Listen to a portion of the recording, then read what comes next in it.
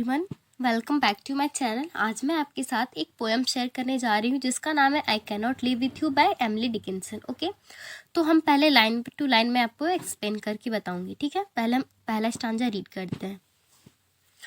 I can not live with you and it would be life and life is over there behind the shelf. तो यहाँ तक है, पहले हम समझते हैं इसमें क्या बोलती है पोएटेस कि मैं तुम्हारे साथ नहीं रह सकती। क्यों नहीं रह सकती? अगर मैं तुम्हारे साथ रहूंगी तो ये एक लाइफ होगा and life is over there behind the shelf. और लाइफ कहाँ है? बिहाइंड द सेल्फ में है। ठीक है, तो फ्रेंड हम यहाँ पर समझते हैं कि लाइफ में यहाँ पर क्या है। लाइफ मतलब कि पोएटिस यहाँ पर ये बताती है कि अगर मैं तुम्हारे साथ रहूंगी तो वो लाइफ कैसा होगा? बहुत ही ऑर्डिनरी और सिंपल लाइफ होगा, और वो ऐसा लाइफ नहीं चाहती। ठीक है, the sexton keeps the key to putting up our life his porcelain like a cup. ठीक है, और वो जो लाइफ जो है बिहाइंड द सेल्फ, उनकी चाबी कहाँ पर है? किसके पास है? सेक्शन के पास है। अब हम समझते हैं कि सेक्शन होता क्या है। सेक्शन वो होते हैं जो चर्च में काम करते हैं, वो प्रीस्ट वगैरह नहीं होते, उनका काम रहता है ग्रेवयार्ड का देखभाल करना। ठीक है, our life his porcelain like a cup, और वो बताती हैं कि उनकी लाइफ जो किस तरह, ह्यूमन की लाइफ किस तरीके से है, एक पोर्सलेन की तरह। पोर्सलेन मतलब एक चीनी मिट्टी की बर्तन होती है जो कभी भी टूट सकती है, बहुत ही नाजुक रहती है। ठीक है, अब हम नेक्स्ट स्टांजा रीड करते हैं। Discarded of the housewife quaint और broke a newer serves replaces old one crack. अब यहाँ पर ये बताती है पोएटिस हमें कि और जो पोर्सलेन का जो कप है वो discarded of the housewife quaint और ब्रोक, तो जब वो बर्तन या तो वो टूट जाता है या तो वो गंदा हो जाता है, तो वो क्या किया जाता है? डिस्कार्ड कर दिया जाता है हाउसवाइफ के थ्रू। ठीक है, a newer Sevres pleases old one crack, and क्या होता है? उसकी जगह एक न्यू चीज़ को ला दिया जाता है, या तो उसका मॉडल चेंज हो जाता है, बट उसको रिप्लेस कर दिया जाता है। तो इसी तरीके से पोएटिस हमें ये बताती है कि हमारी लाइफ भी इसी तरह का पोर्सलेन की कप की ही तरह है। ओके, स्टांजा में हम रीड करते हैं, उसमें क्या है? I could not die with you for one must wait to shut the other gaze down, you could not. ठीक है, तो यहाँ पर पोएटिस ये बोलती है कि जीना तो क्या, मैं तुम्हारे साथ मर भी नहीं सकती। क्यों मर नहीं सकती? क्योंकि एक अगर मर, हम दोनों में से अगर एक मर गए तो एक को वहां पर होना चाहिए आखिरी टाइम में उनकी आंखें बंद करने के लिए। ठीक है, नेक्स्ट हम रीड करते हैं, and I could I stand by and see you freeze without my right of frost death privilege. And तुम्हें क्या लगता है, अगर तुम मर रहे होगे तो मैं तुम्हें वहां खड़े रहकर देख सकूंगी? क्या मेरे लिए वो सहन करना आसान होगा?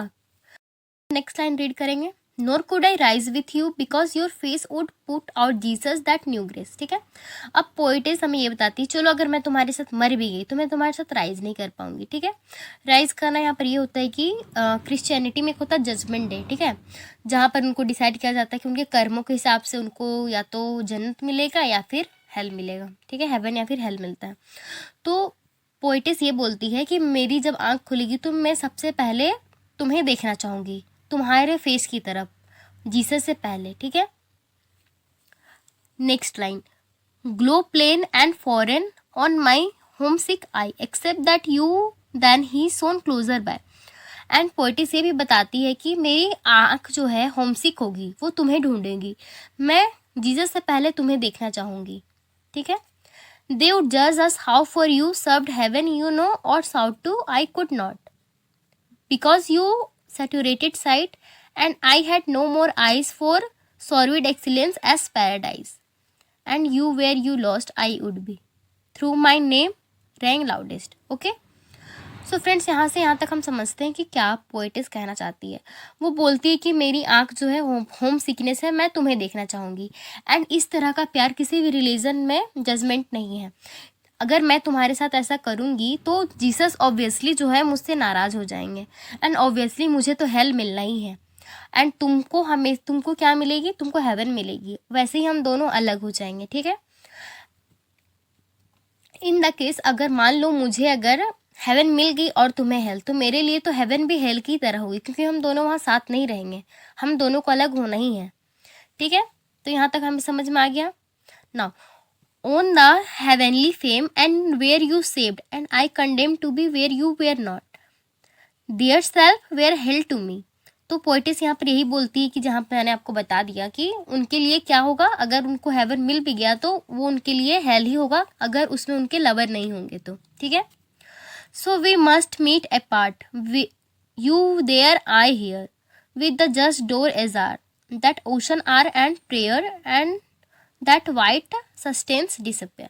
So friends, यहाँ पर पोएटिस ये बताती है कि हमें तो हमारा तो ना मैं तुम्हारे साथ जी सकती हूँ ना मैं तुम्हारे साथ मर सकती हूँ, मरने के बाद भी हम दोनों एक साथ नहीं रह सकते हैं, ठीक है।